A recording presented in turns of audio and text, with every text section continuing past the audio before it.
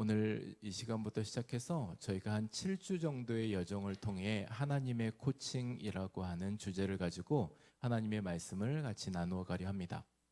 그러니 우리 안에 이러한 때들이 있고 이러한 때들이 있는데 그때에 우리는 어떻게 하나님 앞에서 반응해야 되는가? 하나님의 지시를 따르고 하나님께서 말씀해 주시는 말씀대로 훈련되어져 가고 빚어가는 시간. 그래서 제가 말씀을 전할 때에는 이러한 시간들로 함께 나누는 시간들을 갖겠습니다. 오늘의 주제는 비난입니다. 그동안에 제가 말씀을 전하고 나눌 때는 나의 상태에 대한 말씀들을 많이 말씀을 나눴습니다. 그러니 뭐냐면 내가 다른 사람을 비난하지 말라. 그러니 말 조심해라 라는 의견으로 그리고 그러한 의중으로 설교를 많이 전해왔습니다. 그런데 우리가 그것은 내가 주의하고 내가 조심하면 되는 일이지만 반대로 외부에서 우리 안에 들어오는 수많은 그런 비난이 있을 때 그러면 나는 어떻게 이 상황을 이겨나가야 될 것인가 그리고 견딜 수 있을까 바로 그 부분들을 오늘 말씀에서 같이 나누어 가도록 하겠습니다. 오늘 말씀의 제목은 비난의 화살이 날아올 때입니다. 그러니까 그러할 때에 우리가 어떻게 이 모든 일들을 극복해 갈 수 있는가 그 말씀 같이 나누어 가겠습니다. 하나님의 말씀은 이따가 다시 저희가 말씀의 구절에 맞춰서 오늘은 좀 나누어 읽도록 하겠습니다.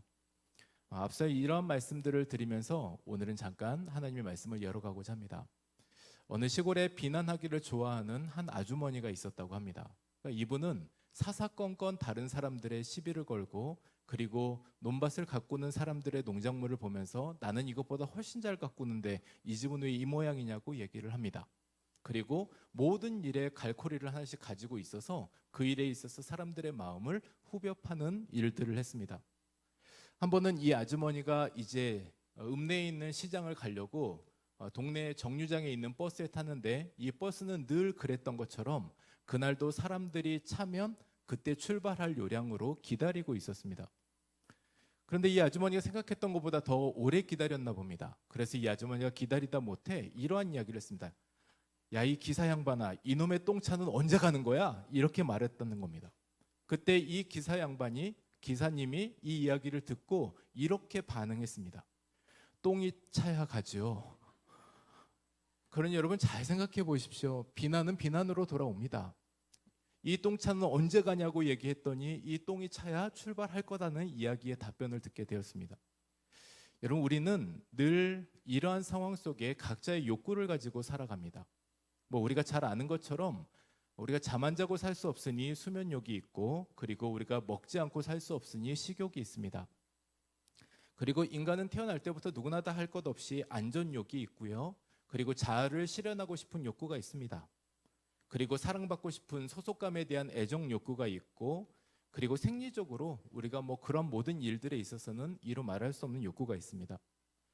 메슬로우의 그러한 욕구 단계의 최고봉인 자아 실현의 욕구가 있습니다. 그러니 내가 좀 더 가치 있는 삶을 살아가려면 어떻게 살면 좋을까라고 하는 그런 고민들을 하며 살아가는 삶입니다. 그러니 이러한 삶까지 모두 다 욕구 안에 묶여 있는데 근데 이 수많은 욕구 중에 어느 것 하나라도 내게 충족이 되지 않으면 그때부터 시작해서 우리는 비판과 비난을 하기 쉽다라는 것입니다. 그러니 우리에게 있어서는 그러한 모든 일에 있어서 앞서 우리도 그러한 사람이다라는 것을 우리가 한번 생각해 볼 수 있겠고요. 그리고 우리가 또한 그러한 삶들을 살아가는 동안에 누구에게나 다 본능적으로 있는 이 비난의 화살, 누군가를 위해서 쏘아 올리는 이 비난의 화살에 우리가 또한 사람이라면 우리가 살아가는 삶이라면 마찬가지로 이 비난을 피할 수 없는 상황들이 있습니다. 우리가 옳은 일을 하든 때로는 우리가 실수를 하든 그 비판은 언제나 우리의 삶에 따라오는 과정이 되어버렸습니다. 요즘에는 참 악플이다 그리고 사람들에 대한 여러 가지 비판들이 너무나 쉬워졌습니다. 대통령도 비판받는 시대입니다. 그리고 비난을 감수해야 되는 시대입니다. 그래서 누구나 다 이 비난받는 것을 힘들어하긴 하지만 겪고 싶지 않는 일이긴 하지만 또 겪어내는 일들도 바로 이 비난입니다. 불가피하게 받아야 될 때들이 있는데 대표적으로 회사 대표도 직원들에게 비난받습니다. 감독도 선수들에게 비난받습니다. 우수한 훌륭한 선수들도 팀이 연패를 하고 있을 때 팬들에게 비난을 받습니다. 선생님도 학생들에게 비난을 받을 때가 있고, 그리고 목사도 성도들에게 비난을 받을 때가 있습니다. 심지어 하나님의 사람들, 그리고 이 땅에서 정말 주의 길로 올곧이 걸어가는다고 하는 사람들도 이 땅에서 비난과 비판의 대상에서 열애와 예외가 될 수는 없습니다. 그래서 이런 모든 일들에 있어서 오늘 하나님의 말씀을 같이 살펴보는 이 대목에는 오늘 다윗 왕이 나옵니다. 근데 이 다윗 왕이 비난의 화살을 맞았던 순간이 있습니다. 앞서 인생의 수많은 비난의 화살을 맞았지만 오늘 맞은 화살은 또 다른 아픔이고 그리고 좌절이기도 합니다. 여러분, 다윗이 우리가 잘 아는 것처럼 오늘 말씀의 본문에 나올 때에도 여전히 왕입니다.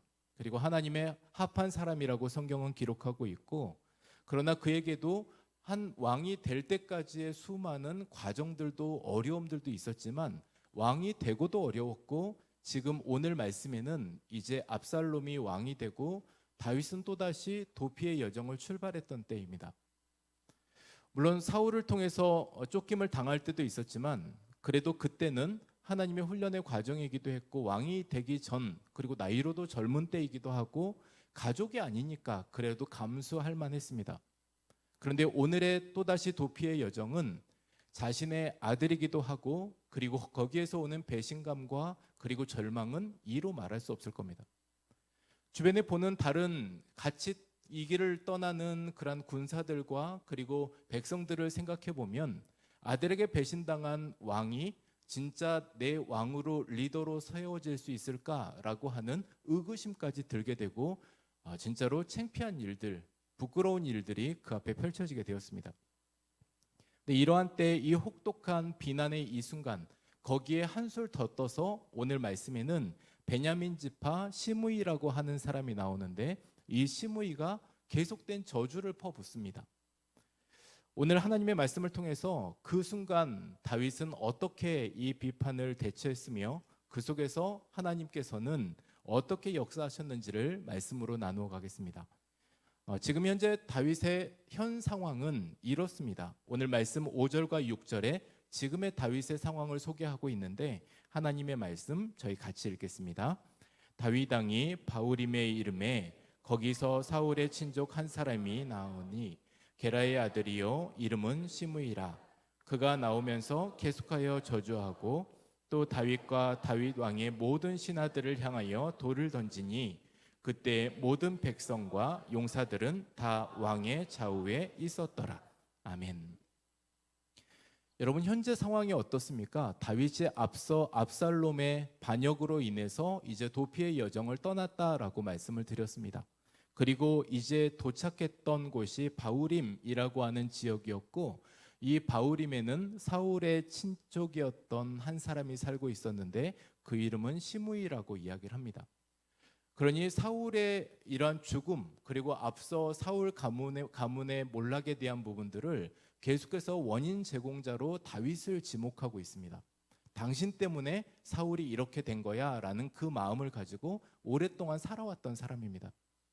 그래서 이제 다윗이 그 동네에 들어오는 순간 오늘 말씀의 5절 후반부에 보면 계속하여 저주했다라고 기록하고 있고, 거기에서 다윗과 다윗의 모든 신하들을 향해서 돌을 던지고 있습니다.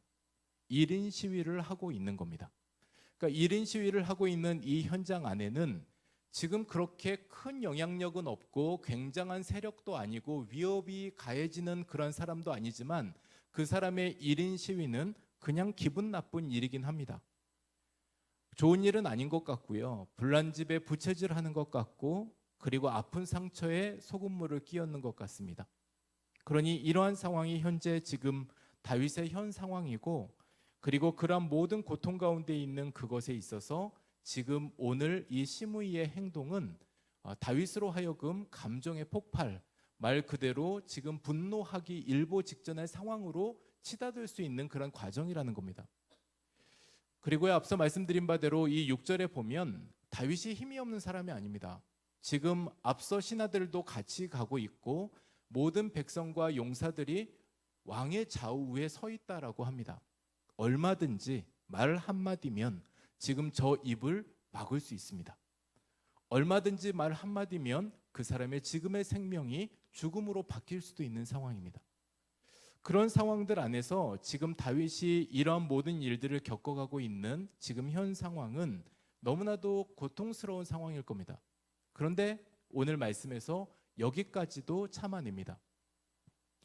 여러분, 바울의 비난의 모습들을 보면 고린도 교회에서 바울을 향해 비난하는 비난들이 있었습니다. 먼저는 사도성입니다. 너가 예수님과 함께했던 12 제자도 아닌데 너가 지금 사도라라고 얘기를 하며 그리고 주의 복음을 전하는 너의 사도성에 문제가 있다. 사도적 권위를 우리는 인정하지 못하겠다라고 이야기를 했습니다. 그리고 고린도 교회에서는 특히 바울에게 있어서 당신은 설교를 잘 못한다. 그래요, 참 글은 잘 쓰는데 말은 별로라서 말씀을 전하는 그 말씀이 별로다라고 하는 설교자로, 하나님의 말씀을 전하는 자로 치명적인 그러한 이야기를 말을 합니다. 또 다른 것 한 가지는 다윗의 의견은 그러한 마음도 없었고, 다윗은 지금까지 교회에 돈을 요청해 본 적도 없었고, 자신이 일부 텐트 메이커가 되어서, 그리고 바울이 오히려 자신이 돈을 벌어가며 주의 복음을 전했음에도 불구하고 돈을 좋아한다라는 오해를 받기도 했습니다. 그러니까 이러한 상황 속에 수많은 비난, 생각지도 못했던 비난, 말도 안 되는 비난들이 계속해서 쏟아져 나오게 된 것입니다. 여러분, 우리가 남을 비방하고 정죄하는 이유가 뭡니까? 그리고 남이 혹시 우리에게 그러한 일들을 하게 되면 그 이유가 무엇이겠습니까? 저는 먼저는 잘못된 지식일 수 있다고 생각합니다. 우리가 뭔가 오해를 하거나 그리고 그것에 대한 잘못된 지식을 가지고 있으면 거기에서부터 잣대가 형성이 되어집니다. 내 안에 잣대가 이 잣대인데 여기서 벗어나게 되면 저 사람이 잘못한 거야, 틀린 거야 라고 얘기하며 우리는 비판하고 비방하게 됩니다. 성경 안에서는 하나님께서 율법을 주신 이유는 명백하게 말씀하신 것은 우리를 향한 사랑이라고 이야기를 하셨습니다. 그러니 율법은 구속이 아니라 안전을 위해서, 우리가 보호받기 위해서 하나님께서 우리에게 주신 사랑의 잣대였던 겁니다. 그런데 이 잣대를 가지고 수많은 구약에도 마찬가지고 신약도 마찬가지고 이 율법을 기준으로 사람들을 정죄하는 일들을 많이 사용했었습니다. 그러니 이 율법의 잣대로 사람들을 판단해내고 그 사람들의 잘못된 상황들과 그리고 이런 모든 것들이 구원받지 못할 조건으로까지 그렇게 이야기가 오가는 상황들도 있었습니다. 여러분, 하나님의 본심, 하나님의 의도, 하나님의 계획을 분명히 알았더라면 지금 이것은 누군가를 비방할 상황이 아닙니다.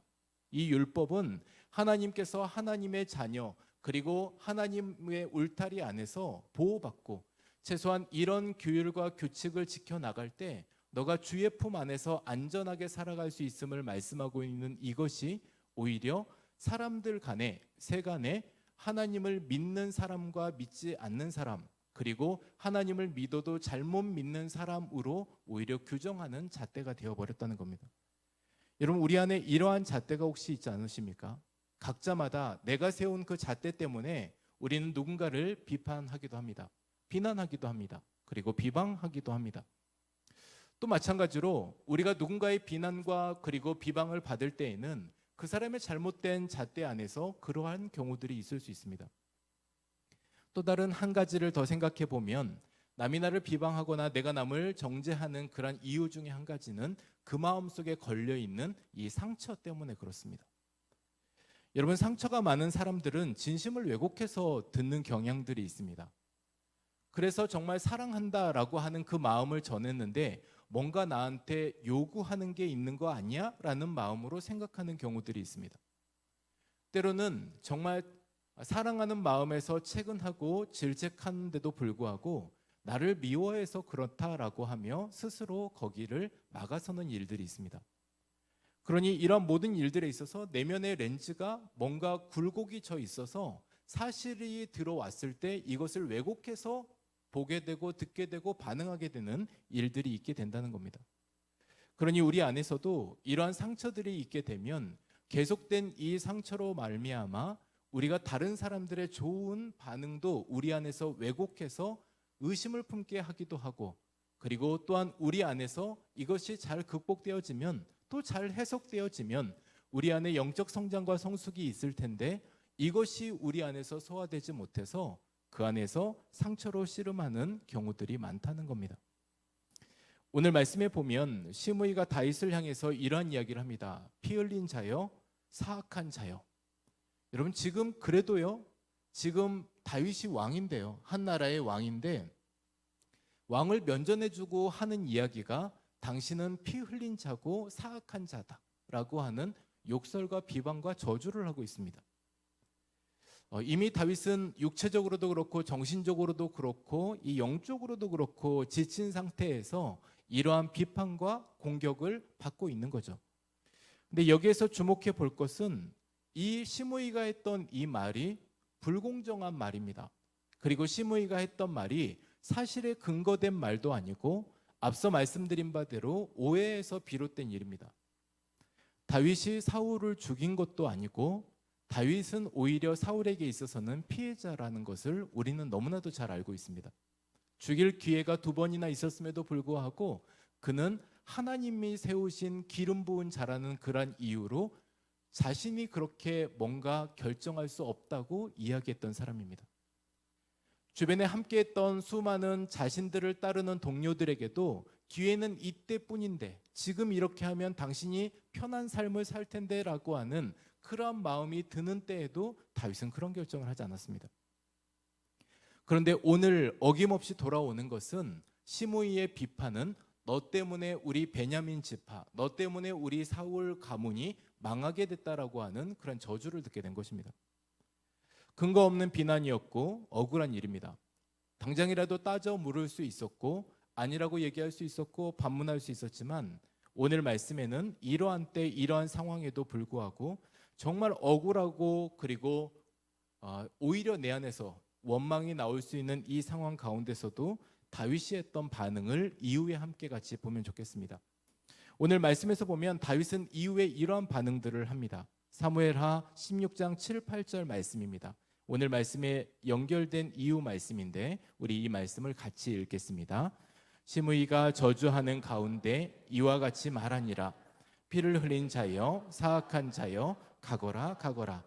사울의 족속의 모든 피를 여호와께서 내게로 돌리셨도다. 그를 이어서 내가 왕이 되었으나 여호와께서 나라를 내 아들 압살롬의 손에 넘기셨도다. 보라, 너는 피를 흘린 자이므로 화를 자초하였느니라 하는지라. 아멘. 여러분, 시므이의 이런 말들을 통해서 다윗이 보이는 반응은 오늘 말씀에도 그렇지만 어떠한 말이 없었다라는 겁니다. 충분히 말을 할 수도 있었겠고 그거는 네 말이 틀렸다라고 하는 반문도 있었겠고 따져 물음도 있었겠고 심지어 화가 났더라면 오늘 시므이를 붙잡아 매놓을 수도 있었을 텐데 그 어떠한 일도 하지 않습니다. 그리고 오늘 나오는 다윗의 반응은 인내와 침묵뿐입니다. 다윗의 충성스러운 신하 아비새가 이렇게 이야기를 합니다. 즉각적으로 다윗을 보호하려는 마음이 그에게 들었던 겁니다.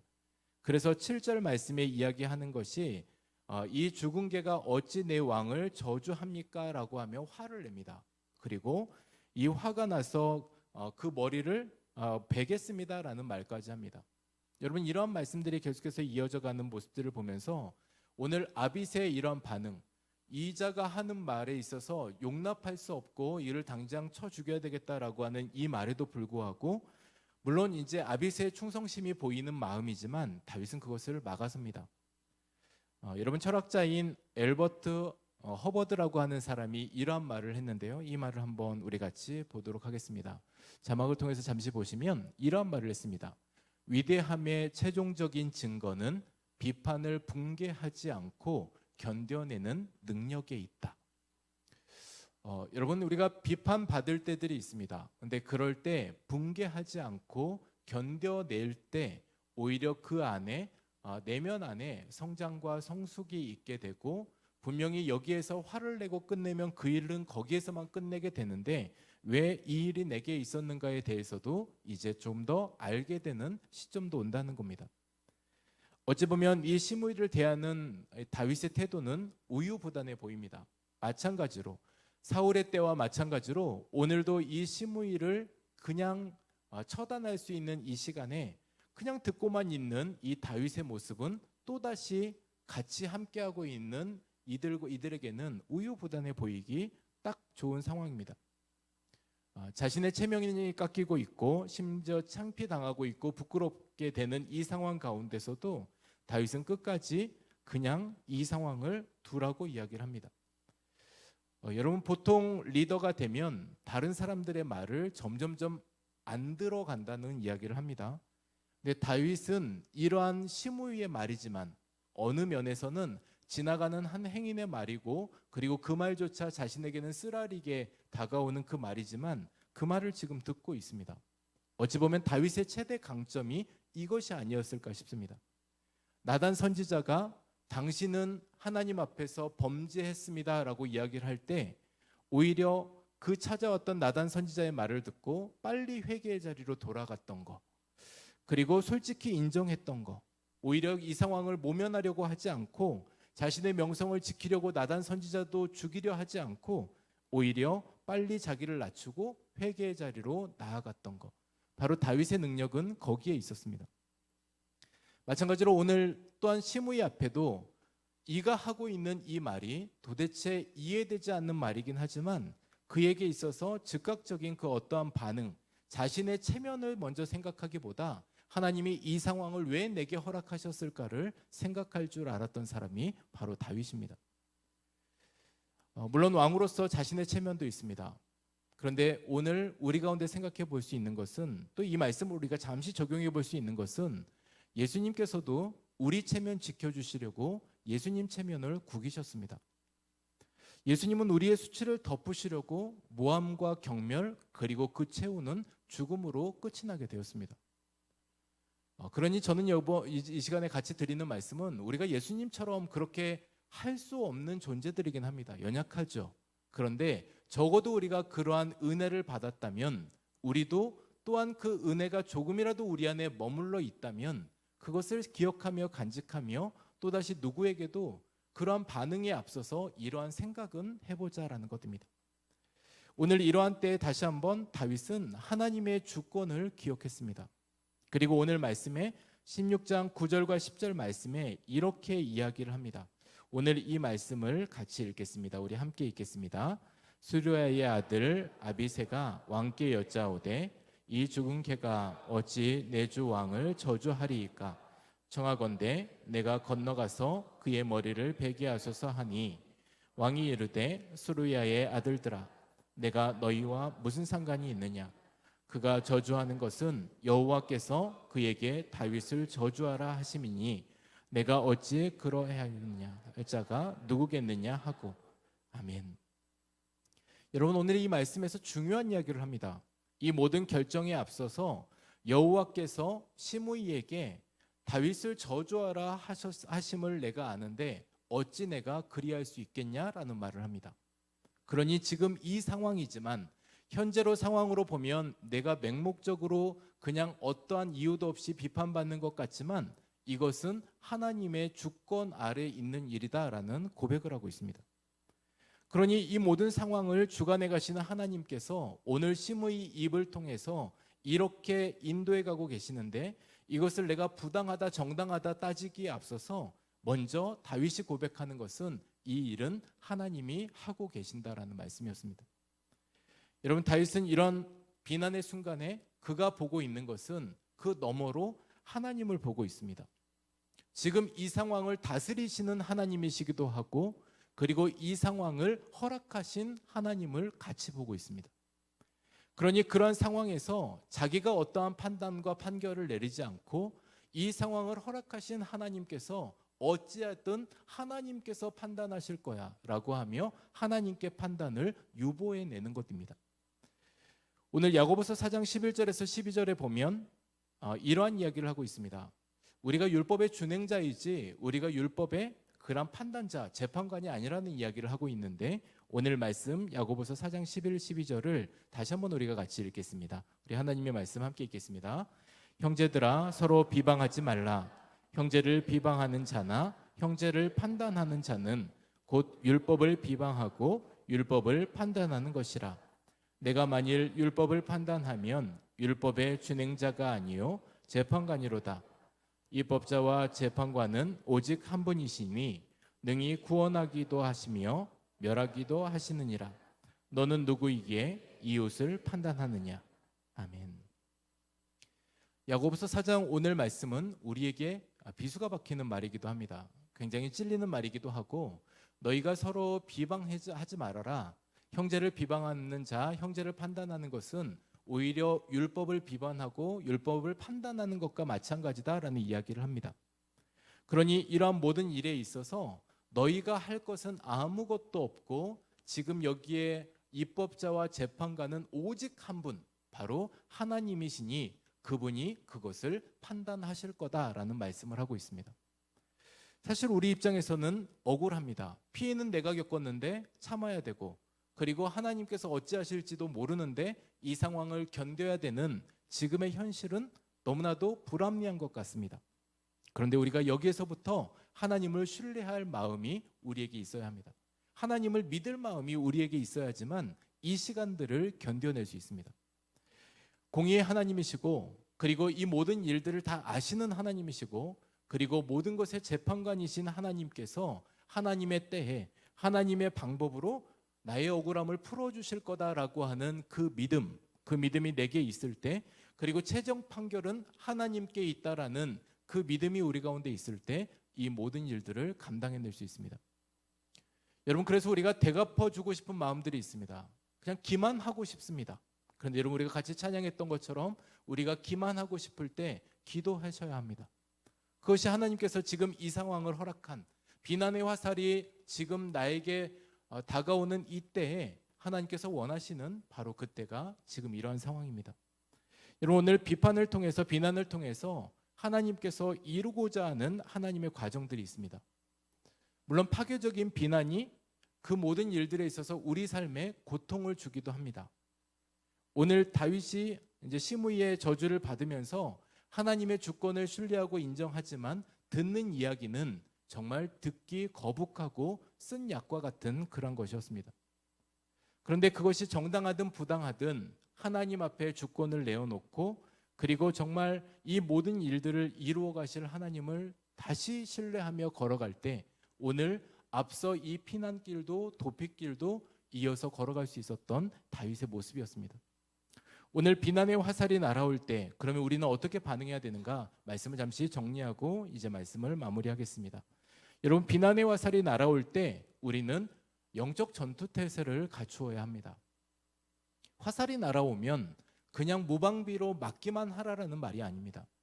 여러분, 화살이 날아오면 우리가 오히려 영적 전투태세는 우리가 그런 모든 태세를 갖추어서 이 상황을 이겨내셔야 합니다. 영적 전투태세 다름없습니다. 다른 말도 아닙니다. 우리가 하나님 앞에 정말 주님 앞에 주님, 이 상황이 왜 내게 왔습니까? 라고 하는 하나님께 묻는 것, 그러니 우리는 그것을 기도라고 배웠으니, 그러니 우리가 그렇게 기도하며 나아갈 때 지금 이 비난의 화살이 날아올 때 우리가 그 안에서 승리해 갈 수 있습니다. 영적 전투태세를 갖추어야 되는 것은 하나님의 말씀 앞에 나를 비추어내고, 주님, 제가 어떻게 이 상황을 견뎌야 되겠습니까? 어떻게 이겨나가야 되겠습니까? 하나님, 지금 이 상황에 하나님께서 내게 원하시는 것은 무엇입니까? 말씀 안에서 답을 찾으셔야 합니다. 그러니 비난의 화살이 날아올 때 오나보다 그냥 내가 맞다가 죽지 않을 만큼 맞다가 그냥 피 좀 흘리다가 또 근근히 살다가 또 그냥 살아가면 되겠지, 그냥 이것이 아니라 우리에게 있어서 오히려 이런 비난의 화살이 날아올 때는 하나님께서 나를 성장시키시고 성숙하게 하시는 시간이리라 믿고 우리가 오히려 더 영적 전투태세를 갖추어서 그 안에서 승리해 나아가는 우리 모두가 되어야 될 것입니다. 두 번째는 오늘 이 비난의 화살이 날아올 때 우리가 자신을 돌아봐야 합니다. 그러니 하나님께서 이 비난의 화살이 날아올 때는 두 가지 훈련을 명확하게 시키시는데, 하나는 나를 돌아보게 하는 것. 내 안에서 쓴뿌리들이 있고, 내 안에서 거짓이 있고, 내 안에서도 아직까지 교만이 있고, 내 안에서도 아픈 상처가 있는데 오히려 거기에 소금을 끼얹는 것 같은 이 상황이 있지만, 결국 이 안에서 우리가 죄의 민감함을 가지고, 그리고 하나님 앞에 돌아갈 마음을 가지고 해이했던, 게을렀던 우리의 상태를 점검해서 다시 우리가 일어날 수 있는 상황, 그래서 나를 돌아봐야 되는 때가 바로 이 비난의 화살이 날아올 때 그러할 때가 바로 이때입니다. 마지막 한 가지는 우리가 이 비난의 화살이 날아올 때 우리는 하나님을 봐야 합니다. 하나님을 기억해야 되는 것이 오늘 이 상황 가운데서도 다윗이 고백하고 있는 것처럼 이 비난의 화살 너머에 하나님께서 계심을 그는 기억하고 있었습니다. 그러니 이 상황을 주관해 가고 계시며 이 상황을 이끌어가고 계시는 하나님께서, 그 하나님이 주권자이시니 지금 그 하나님께서 이 이후에도 하나님의 계획대로 이끌어 가실 것이다. 다윗의 마음에는 적어도 이 믿음이 있었습니다. 그러니 우리 모두에게도 이 비난의 화살이 날아올 때 하나님께서 나의 피난처 되시고 하나님께서 나의 보호자 되시고 하나님 큰 바위 및 샘솟는 그곳으로 나를 인도해 가실 수 있는 분이심을 우리가 기억하면서 고백하는 우리 모두가 되시기를 소망합니다. 여러분, 비난에 우리가 흔들리지 않으면 이 상황을 우리가 이 화살이 날아올 때 이렇게 하며 나아갈 때 우리 안에서 반드시 성장과 성숙이 있게 될 것입니다. 이 비난도 어느 면에서는 우리에게 비타민이 될 때도 있고 그 비난의 상황 속에서도 오히려 비전을 발견할 수도 있습니다. 그러니 오늘 이러한 모든 시간에 비난의 화살 가운데 있을지라도 하나님의 강한 손과 펴신 팔이 우리 안에 있음을 기억하며 우리가 그런 하나님의 자녀임을 기억하며 오늘 하나님의 코칭, 그럴 때에 지금 너 자신을 보고 하나님을 봐서 이 모든 상황에 기도와 말씀으로 승리해가는 우리 모두가 되시기를 주님의 이름으로 축복합니다. 우리 같이 찬양하겠습니다.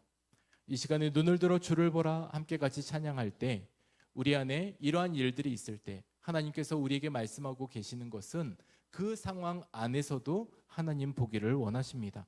그리고 하나님께서 그 가운데서 우리를 바꾸어가고 변화시켜가기 원하시고 더욱더 하나님의 사람으로 세워가길 원하십니다. 오늘 이 찬양 고백하면서 우리가 이렇게 고백하겠습니다.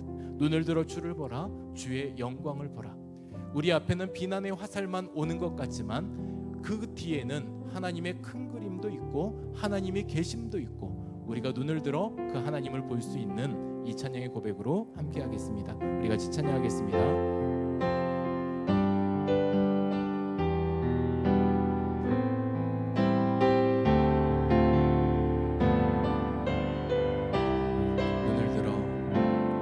눈을 들어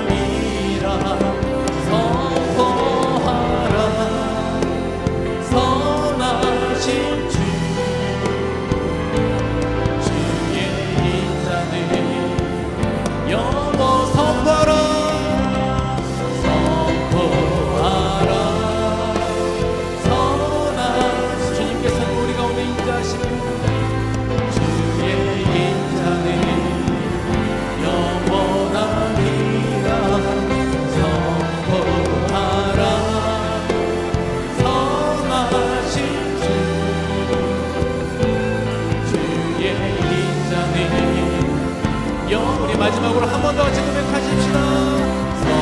선포하라 선하신 주 주의 힘자네 영원하리라. 선포하라 선하신 주 주의 힘자네 영원하리라. 여러분, 우리 이 시간 우리 같이 선포하셔야 합니다. 주님께서는 가장 선하신 분이시고 인자하신 분이십니다. 그러니 우리 주님께서는 우리의 상황을 그저 관망하시고 그저 놔놓으시는 분이 아니고 방치하시는 분이 아니시고 이 일에 있어서 가장 선하시고 우리에게 있어서 그 시선을 또 띄지 않으시고 하나님 이 모든 상황에 인자하신 그분, 바로 그분은 영원하신 분이십니다. 오늘 우리가 같이 이렇게 기도하였으면 좋겠습니다. 하나님, 우리 안에 비난의 화살이 올 때에 우리의 마음속에 드는 생각은 이것을 오롯이 내가 혼자 겪고 있다라고 생각을 합니다. 그런데 그 상황 가운데 하나님께서 주목하고 계십니다. 하나님께서 함께하고 계시고 하나님께서 이 상황을 주도하고 계십니다. 그리고 하나님이 이 모든 때에 하나님께서 이것을 해결해 가시며 하나님이 이 상황을 판결하실 분이 바로 하나님이십니다. 우리는 이 상황이 왔을 때, 이 비난의 화살이 왔을 때 하나님, 아프지만 나를 돌이켜보고 주님, 제가 무엇을 해야 되겠습니까? 하나님, 죄에 민감하고 주 앞에 회개하고 하나님, 저도 이러한 모습이 있었더라면 돌이켜서 하나님 앞에 나아가는 사람으로 살아가겠습니다. 오늘 그러한 때 바로 하나님께서는 그를 위해서, 그것을 위해서 우리 가운데 하나님이 비난의 화살이 우리에게 다가올 때들이 있다는 겁니다. 오늘 우리가 하나님의 말씀 기억하며 오늘 이렇게 기도하겠습니다. 주님, 부정적인 상처로 인해서 패배감과 열등감과 우리 안에 있는 분노가 주님 치유되게 하여 주옵소서. 하나님, 우리가 죄를 고백하며 엎드릴 때 하나님의 은혜로 일어설 수 있도록 하여 주옵소서. 하나님, 우리 안에 나를 돌아볼 수 있는 민감함이 있게 하여 주시고 하나님, 성령님께서 이 시간에 주관하여 주셔서 하나님, 억울한 이 상황 가운데서 하나님께서 주목하고 계신다는 이 상황을 기억하며 우리가 이겨나갈 수 있게 하여 주옵소서. 눈을 들어 주를 보라, 주의 영광을 보라. 하나님께서는 우리의 모든 삶에 선하신 분이시고 인자하신 분이시라는 이 사실을 우리 기억하며 오늘 하나님 앞에 정말 선포하며 기도하며 나아가기를 소망합니다. 우리 주여 한번 부르시고 기도하겠습니다. 주여. 하나님, 오늘 우리 안에 말씀하시는 하나님의 말씀, 하나님, 우리의 눈을 들어 하나님 주를 봅니다. 하나님, 주의 영광을 보며 주 앞에 나아갑니다. 하나님, 우리가 눈을 들어 주를 바라볼 때 하나님, 우리가 내 영광을 보여주시는 줄 믿습니다. 하나님, 우리가 눈을 감고 하나님 아무것도 보이지 않는다라고 말하지 아니하고 하나님, 우리가 눈을 들어서 하나님께서 이 비난의 화살의 너머에서 이 상황을 주관해가고 계심을 믿으며 하나님, 우리가 이 상황을 극복해 나가고 이겨나가게 하여 주시옵소서. 하나님, 우리의 주 되시고 거룩하시고